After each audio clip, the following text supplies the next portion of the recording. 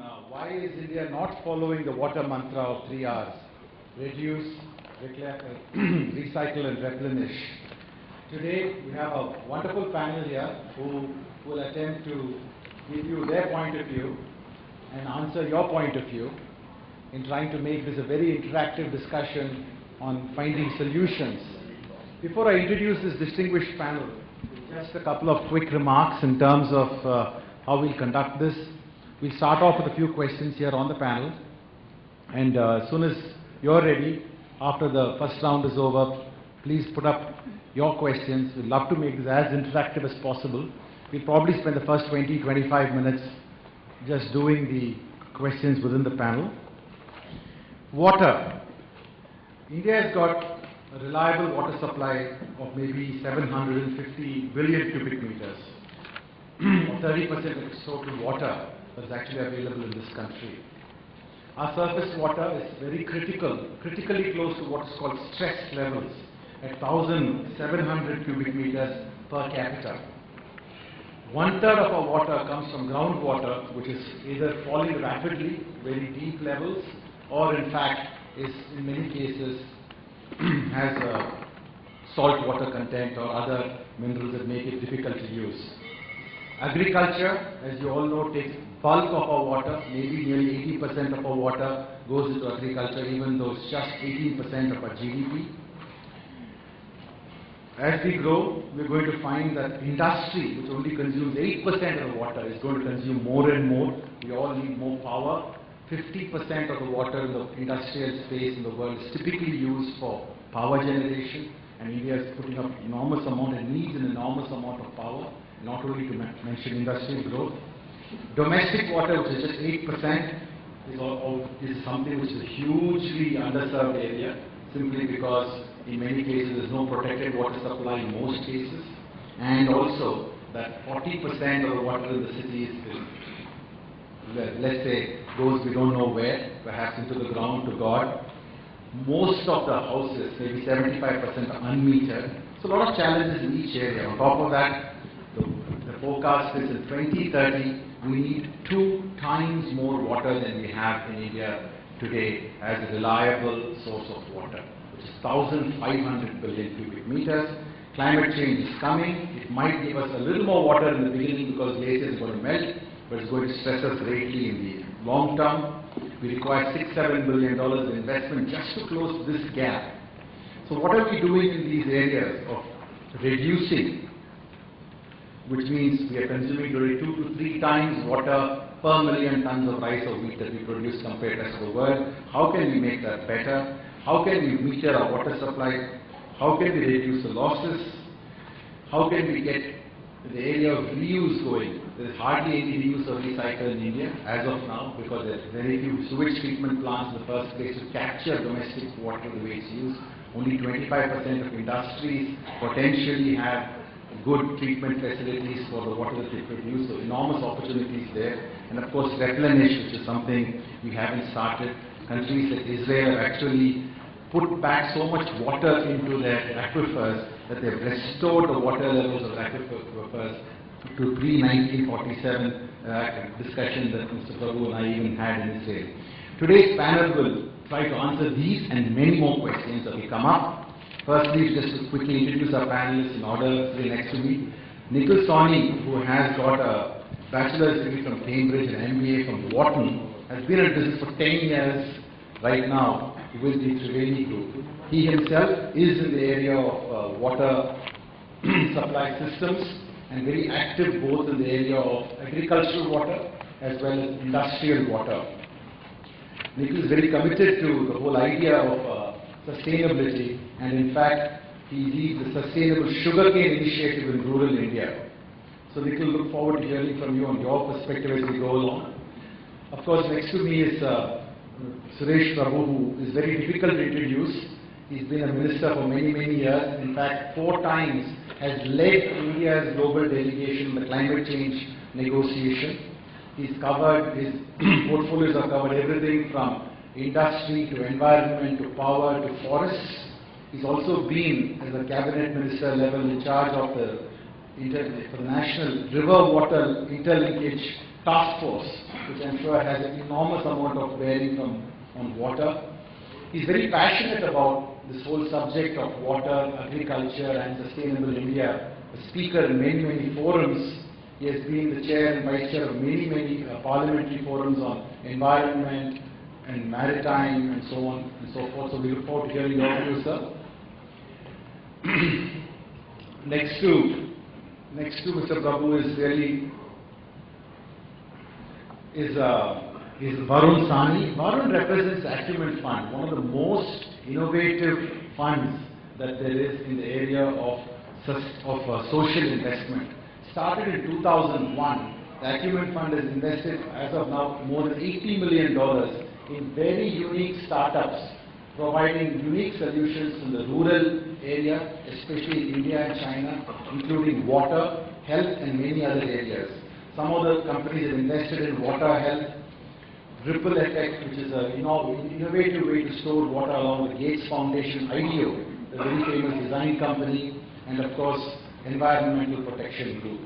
And lastly, we have with us Manoj. Manoj Kumar is the Chief Executive of Nandi Foundation. He is a Robert McNamara Fellow of the World Bank. He began his career as a banker and then went on to actually provide direct services to the much needed areas, the rural area in Nandi Foundation. They work over 10 state governments. They provide quality education to 100,000 children, save drinking water to 3 million people in rural India, and nearly 1 million midday meals every day to people in rural India. He is a very, very passionate activist, a prolific speaker, and loves to address young minds. So Manoj, look to your solutions coming from the area of rural India. To first get this conversation going, Suresh, can I turn to you? You've got a macro view of what's happening in India. If India is going to have to double the amount of water by 2030, what do you think are the 2 or 3 biggest challenges that you see India facing in this macro scale? Thank you. And in fact, I must congratulate you for putting into perspective all the issues related to water and put them into a very focused manner. Firstly, unlike any other resource that the demand is going to rise, how do you plan for that excess demand? So you could probably import something. If there is oil, if it is in deficit, you can import it. Or you can manufacture it domestically because it is no longer in demand, so investment bankers will be very happy to support it and you manufacture it. But unlike that, in case of water, you can't do either of these. You can't import it or you can't manufacture it. So how do you plan for doubling the demand for water? The only way you can do it is either from demand side management or ensure that whatever is the limited supply available, how do you manage it in the most efficient manner. So in case of water, unlike any other resource, the only way you can actually meet this challenge is to manage the limited resource that is available to us. And therefore, this is a challenge. So we have to accept that as a reality and then try to work within those 4 corners. Then you mentioned all aspects. One of the critical part of that now is going to be the availability itself is going to be under severe stress. So it's not just 4% of the water that is available to us is going to be available because of climate change. Maybe that itself will get reduced. So flows into the rivers will get reduced, the precipitation is going to get affected, the rainfall pattern is going to change, it is already changing as you can see, and therefore it is going to affect. So therefore, the issue of storage is also going to be somewhere we have to address, because if you are going to get water only for say about 7 or 8 days of the year, then you have to use it for a longer period, how do you manage it? Then another dimension that probably we really need to focus on, the point that you mentioned, is also that what is also needed for meeting our ecological needs. We need water to actually ensure that we put it back into the ecological needs so that the water cycle does not get adversely affected. So that's another need of water besides the need, the demand for water that you mentioned. Now, talk about it, 83% of water almost is used for agriculture. And therefore, if you really want to manage water, you must first focus on agriculture irrigation issues of India. And in fact, we are one of the most irrigated countries in the world, and despite that, we are not able to produce as much as China. China has almost produced this time, I think 650 million tons, almost on the same area like what we have. And probably that explains why China is actually using water more efficiently than we are using it. So now, just coming to the problems that we associate, and probably this is the session for finding ideas to solve this problem. So I just suggest one in agriculture, which I'm sure Manoj is very expert and also will talk about it. But let me just focus on one small issue. It's not significant water, of course. But when we talk about water, first let me mention one aspect.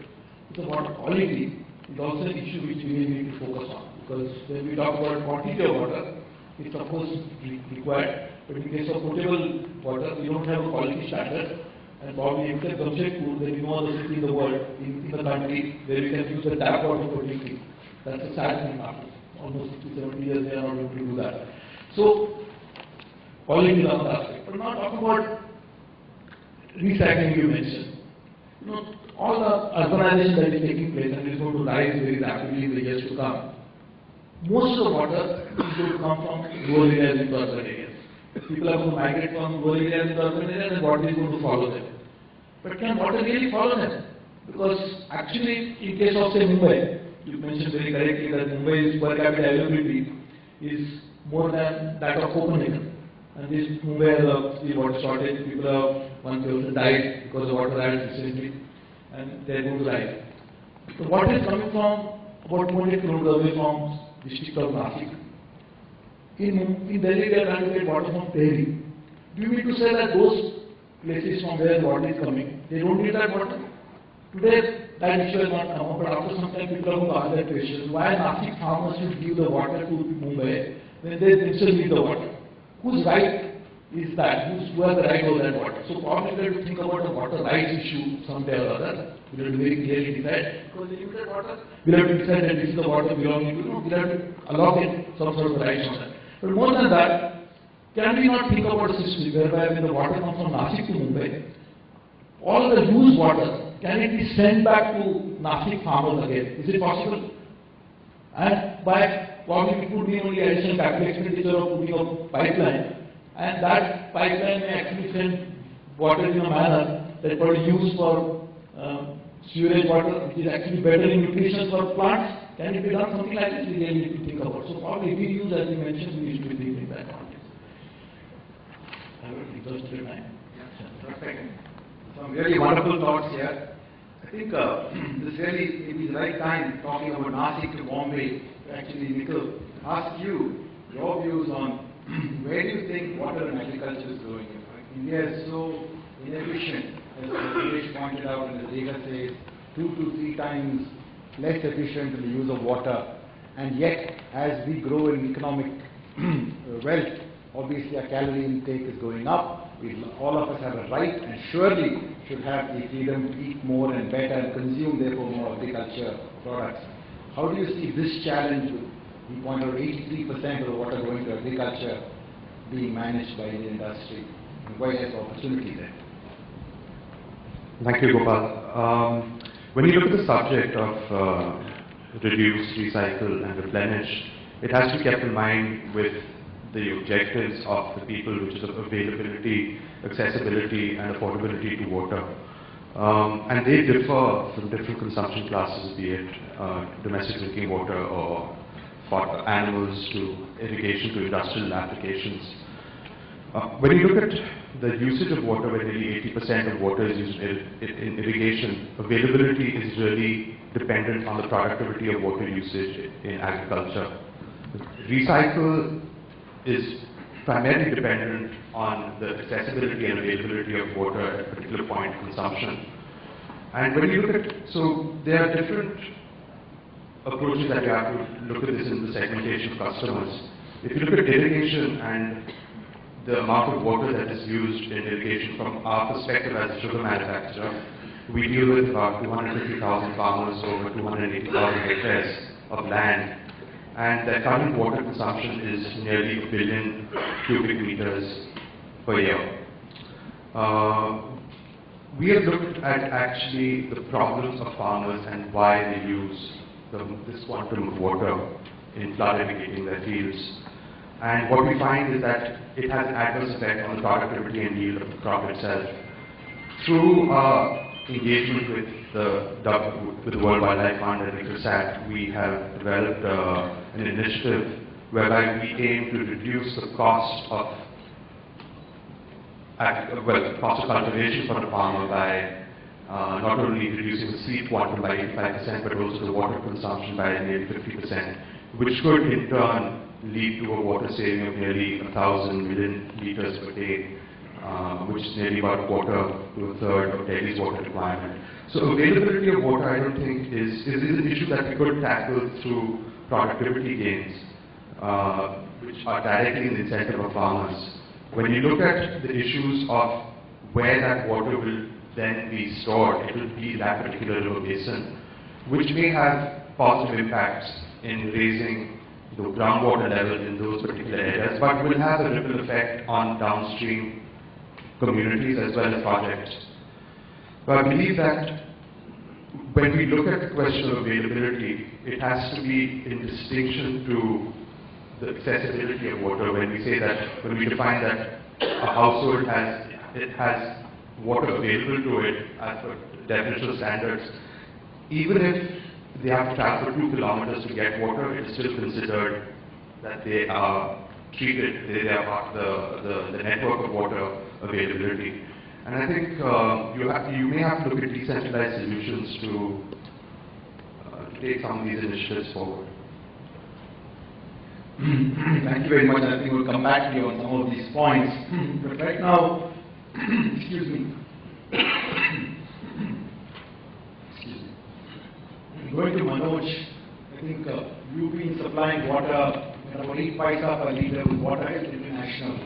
In the cities, water costs 2.5 paisa per litre. I know that 30,000 people in India are moving from rural areas to urban India as we speak, in fact. But at the same time, there is a social inclusion challenge also. It's our responsibility and our duty to make sure that everybody, as Suresh also pointed out, gets safe water. Your thoughts on delivering water, which is everybody's fundamental right, before the next riot breaks out to every person and every citizen of India? Thanks, Gopal.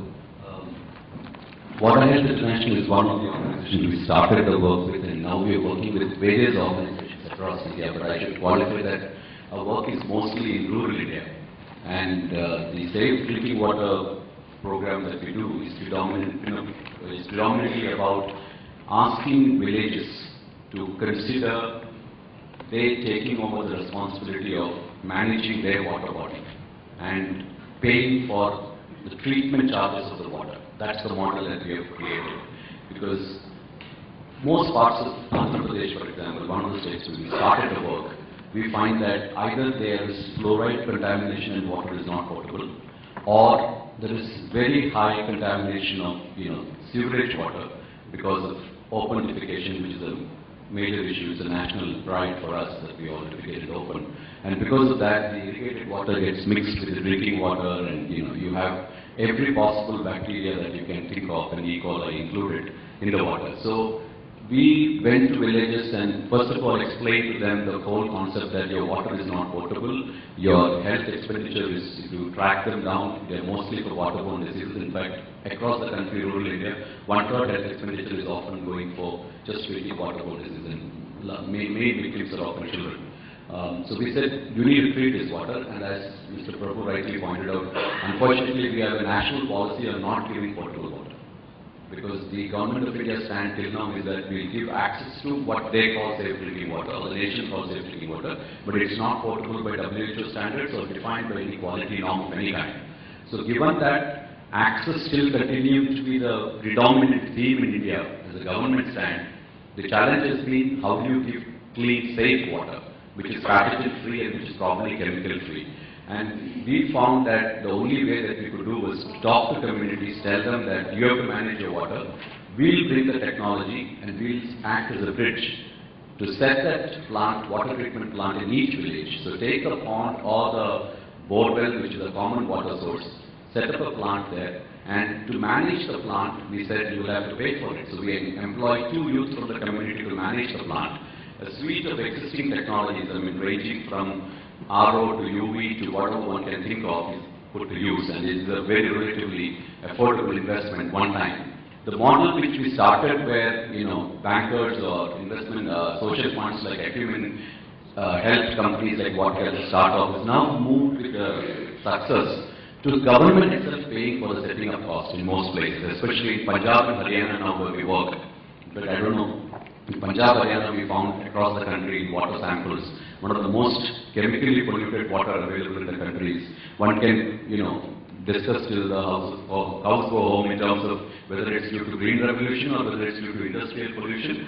But the point is, people started talking about it only when a month ago New York Times carried a story on, the cancer train, which is the Punjab meal coming to Delhi with very high incidence of cancer and an argument and whether it's related to polluted water at all as a question mark. So we started in all these places water treatment plants and asked the community to pay anything between 8 paise to 12 paise for a liter. So they get a jerry can of 10 liters of water for, let's say, a rupee best.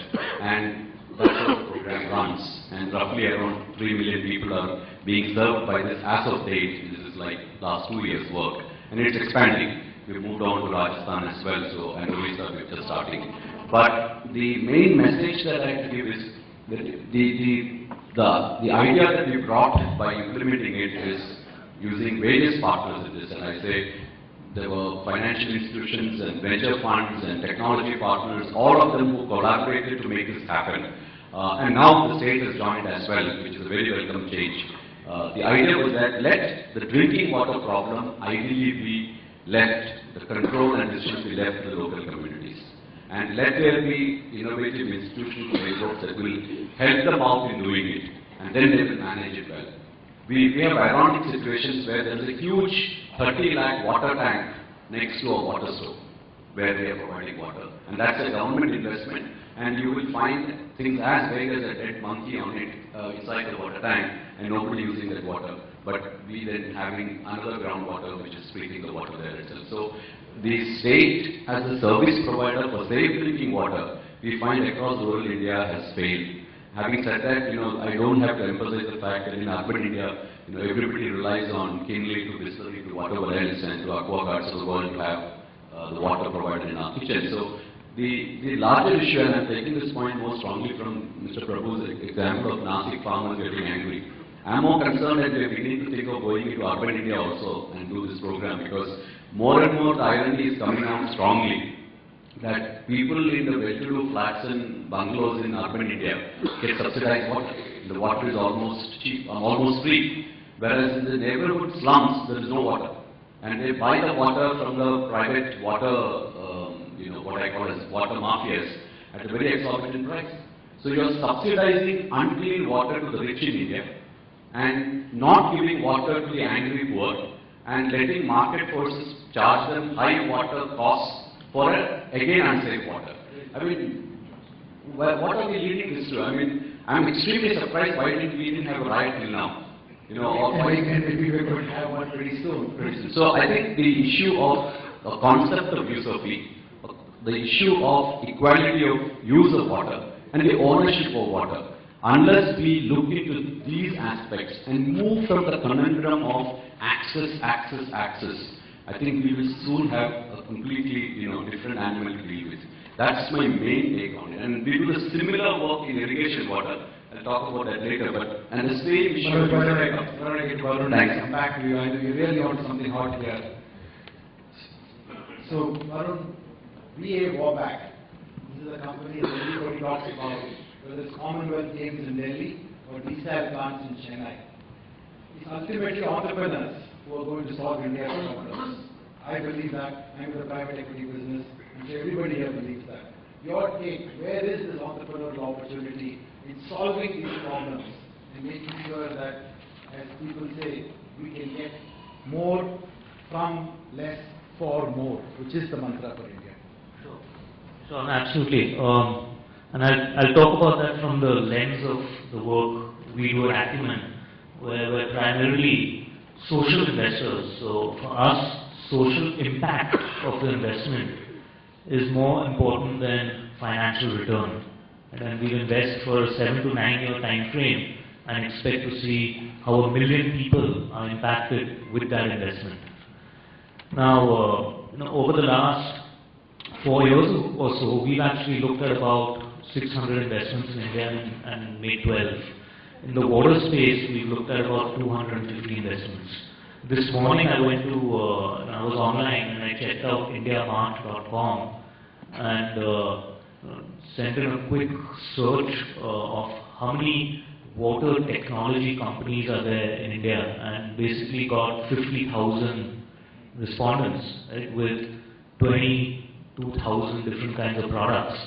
So clearly there's a large space of at a micro level and even at a local and regional level of technologies available.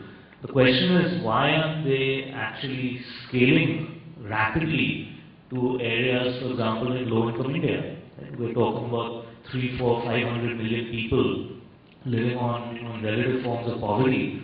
Why aren't these kinds of organizations scaling over there? And what are the inherent factors stopping that? My belief is a lot of it is just to do with the ecosystem. Right?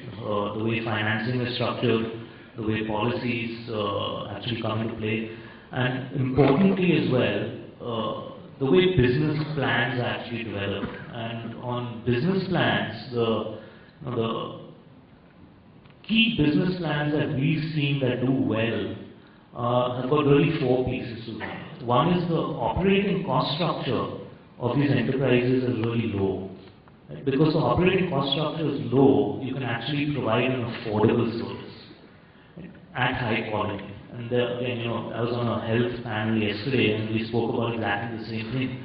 The conundrum between quality and cost. Right? So can you actually have high quality at low cost? And what does that mean for consumers? And the fourth piece is scale. Right? So the enterprises we've seen do well have those four pieces together, and later on I'll be happy to talk about some of the examples.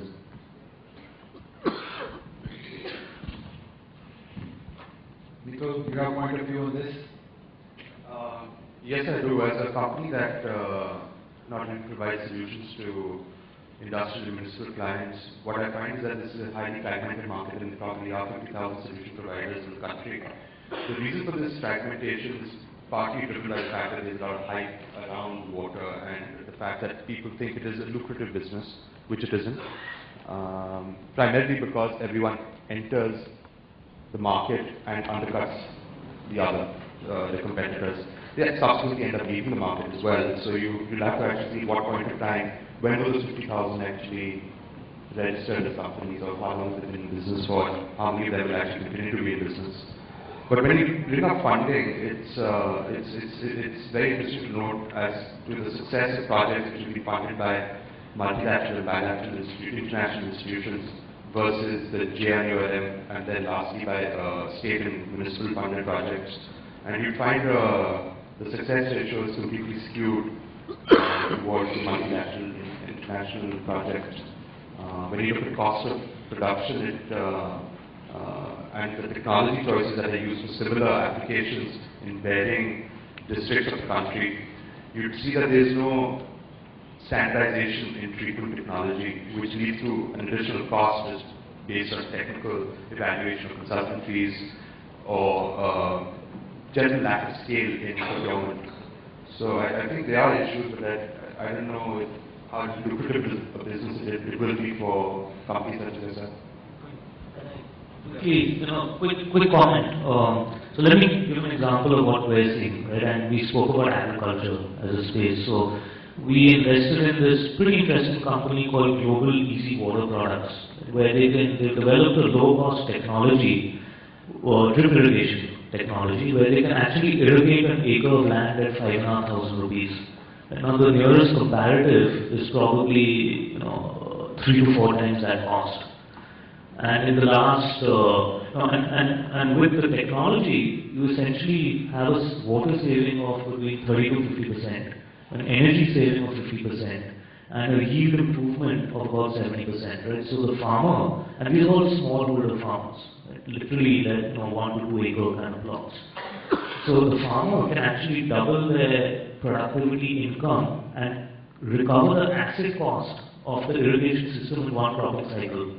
And so, in the last 3 years, 300,000 farmers, this year 80,000 farmers. The question is, how can they scale even more rapidly to get to 10, 20 million farmers is what we grappled with. But we're seeing these pieces come together in a number of early stage companies. So the question to you really, everywhere we see acute awareness of the water issue, both among the Illuminati and among the journalistic community, science, NGOs. This is a problem where this question I want to ask is, is the government doing enough in terms of public-private partnership frameworks? I look at the city I come from, Chennai Petro, trying desperately to buy sewage from the city and convert that into water that can be used for industrial purposes. 3 years to get permission. The day they turn on the tap, they double the price of sewage because now they're captive. An extreme position, perhaps. But what are we doing? I know we have the Prime Minister's horticultural mission also addressing drip irrigation as a challenge. Are we doing enough to let entrepreneurs take over this problem and make it into a solution for India's millions? Actually, in India we normally try to solve a problem only when we are forced to. You don't trouble until trouble troubles you. That's the normal mantra we follow. So when somebody wants to die of hunger, it's fasting, we are willing to concede a demand. But when millions and millions of people are thirsty, we don't want to look at the thirst. So that's how the paradox is actually. But I think in India, water is a very complex issue because it is dealt in 13 ministries at the central government level, 13 ministries and departments and organs of the state. At state, of course, there are 28 states which deal with this, and then it's not only state, it's actually a local issue really. So local government like Jilla Parishad and others also are saying this. So firstly, we need a realistic policy for water which can capture these realities of the situation. In a sense that local action, but some sort of global vision provided by the central government. Now to do this, just to get private sector is not so easy, and I don't think that private sector is just waiting the weeks to just get in. I don't really see that as happening. But at the same time, private sector has a huge role to play in this for a simple reason. When I say private sector, it's also the non-governmental sector. The sector like what you are doing or others are doing, there is a huge role for them to come in. Social entrepreneurship as well as the commercial entrepreneurship also can come in a big way. But they cannot come in unless there is a proper, clear-cut framework. What is the role of the state and what is the role of non-state agencies who can operate in that water sector? So unless we really bring that clarity, it is really not going to happen. Now, in India, for example, water is what level of water intervention you are really looking at? Whether you are looking at municipal level, you are looking at farm sector level. Now, in fact, when you are mentioning that, I talked to almost all the farmers organizations in India because when I was trying to draft the Electricity Act, and there was a perception that farmers are saying that we want free power. So all the farmers organizations told me we don't want free power because free power is no power. We never get power when we talk about free power. So we want power, at a reasonable rate, but get it. So the water and power are more or less the same thing. The perception is that farmers are saying, farmers are willing to pay for water, for electricity if it is assured to them. But the implications of all that is also on the little macro level issues. For example, if farmer is paying at a market price for water, market price for electricity, then it will go to the input cost. And then obviously the farmer must be able to recover that when he sells his farm produce. Otherwise, more farmers will commit suicide than they are committing today. So therefore, if that has to go into the final price, what's the implications of that on entire price mechanism of India we have to see. Today we don't do that and still we have a food inflation of 20% today. So we have to look at all these issues put together. Therefore I am saying there has to be a proper policy perspective. The central government and state government must decide what role state agencies will play, what role non-state agencies will play. If you clarify that, then there is a role for private-public partnership. Beyond that, before that, if you start to do something like this, it can create like somebody wants to really, it's not a venture capital, it is an adventure capital that will really go into that. Manoj, you had some very poignant views on the subject of paying and at local level policies and control being vested, in some sense taking charge of your own destiny was how you look at water.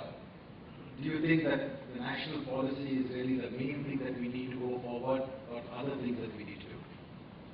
No, I think I'm just speaking on again the threads that have been left here.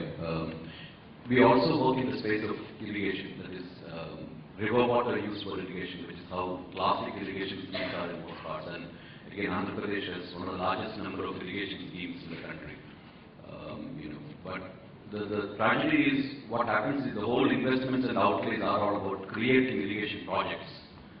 No look into the water utilization, no look into the equity part or the way it is per capita leading to productivity, etc. And in the process what happens is this irrigation water that comes into various irrigation schemes across the state is managed by the irrigation department, by the bureaucracy, which is far away from the farmer users.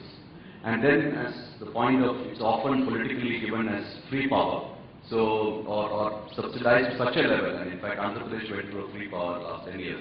So it's subsidized to such a level, or it's free, that nobody values the water. But we got into this space because we found out that there are 1,500 irrigation schemes that are defunct in Andhra Pradesh. And the project that we took out was to revive them, hand it over to the farmers and ask them to run it, on the condition that farmers have to pay for power. Whether there's power levy or not, but have to keep aside that money.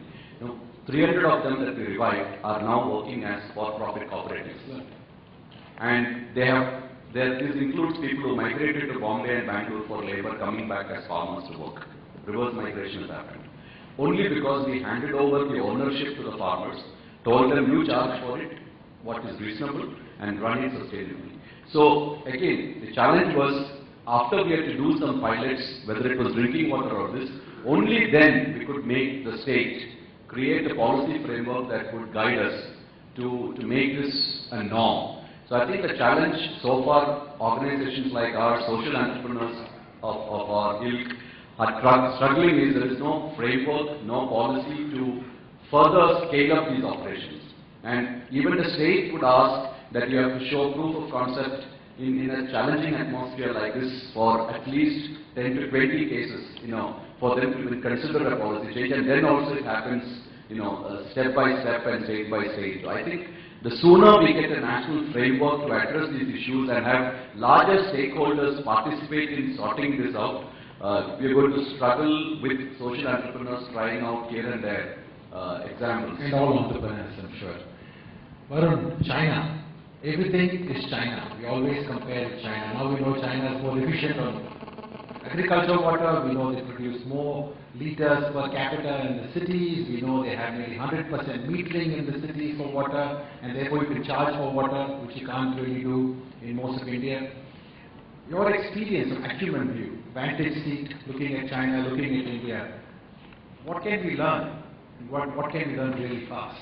Sure. There's a little disclosure that we invest in Pakistan, India, and East Africa, but I'm happy to talk about China.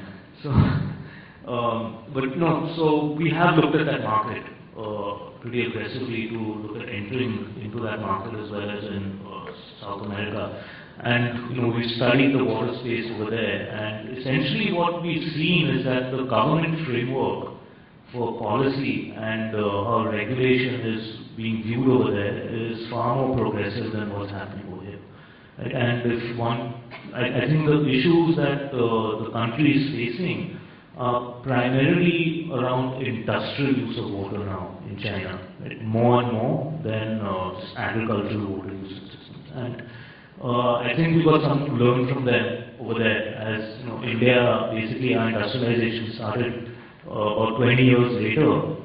So what is it that they're going to be doing and how does that impact us? Now, one of the things we're seeing over there is, for example, in various cities in China, that the cost of water is actually increasing at a municipal and at a household level for consumers, so that they're more judicious about their use of water.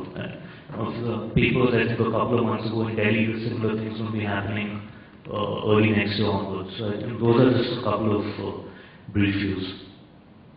That's right, because even at 3 paisa or 4 paisa, you're talking about that really came out, and I just want to thank this great panel for this. First is, there is a huge issue, and there are excellent solutions. The need for a national policy is very, very important, and frameworks are very critical. All solutions look like local solutions being the best, and providing incentives as well as frameworks locally would be very, very important. Entrepreneurship has a role, a strong role to play within that framework, but it's a public good, and the government must take the lead in making sure safe and minimum water as well as good drainage and recharge is actually taking place.